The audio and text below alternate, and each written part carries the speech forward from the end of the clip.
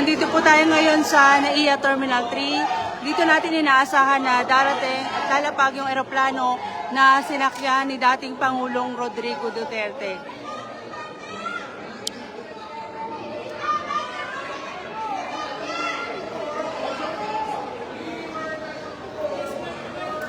Sa ngayon, may mga nakabarikada ng mga pulis.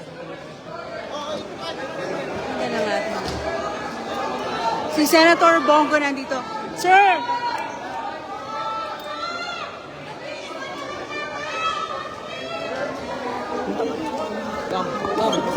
Sorry. Sir, magalang ng mic. Sen BG! Sir! Kuya, sisigawan ko lang si Sen BG, please. Dito lang ako. Dito lang ako, kuya.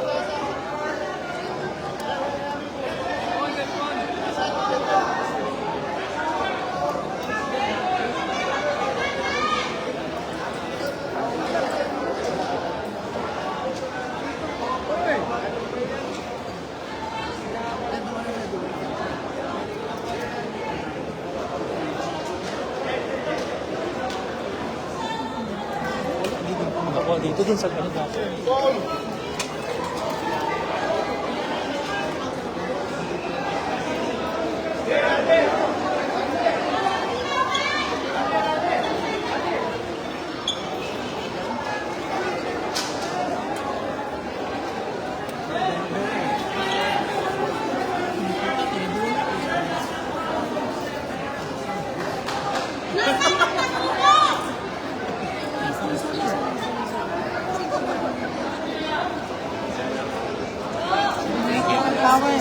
Sige ma'am, sige po. Pasok po kayo.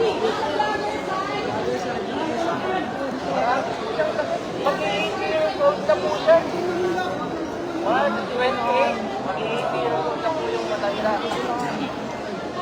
Ano? Kawawa. Nag-aakos ako na. Kawawa yun.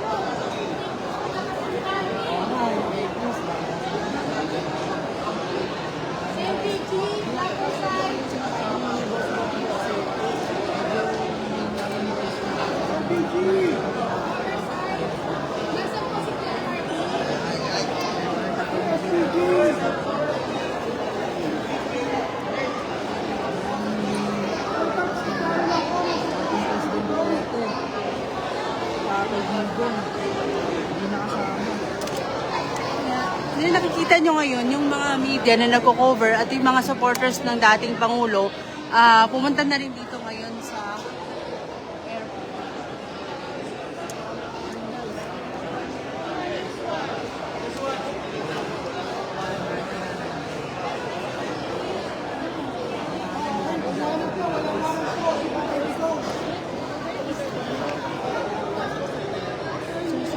Lager dito guys. Sorry na, wala akong mic. Recorder ko lang. Pinakausap na lang.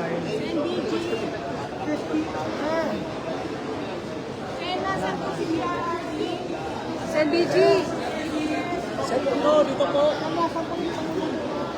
Dito po sa mga Sorry, sa kaliwa! supporters, no? Dito. Mainstream media ang pinakausap niyo. Tapos yung si Senator.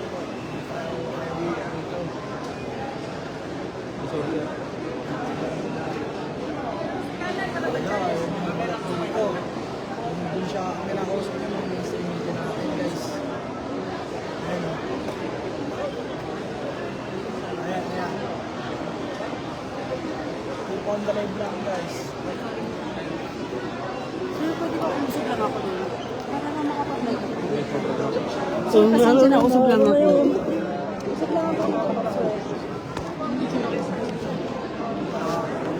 Pero natin,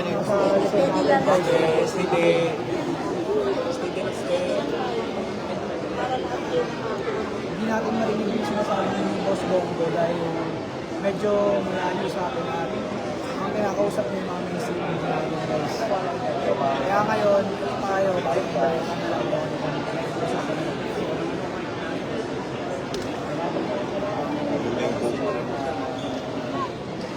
Guys,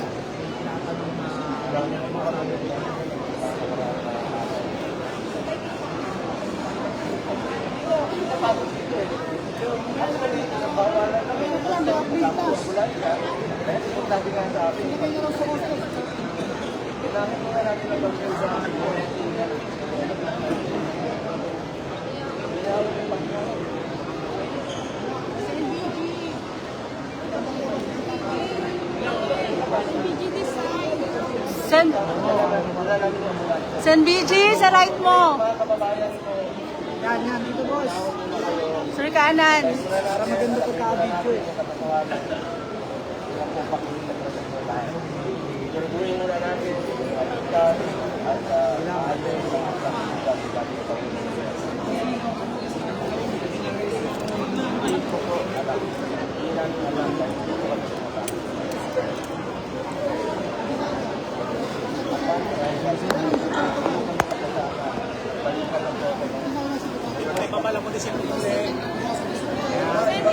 Sen, dito sa kanan, sir.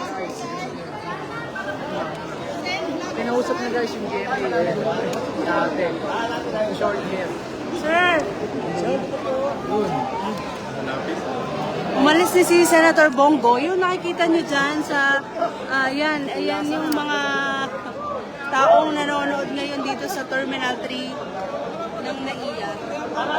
Kasama ni Senator Bongo na umalis yung mga abogado at yung doktor ng dating Pangulo.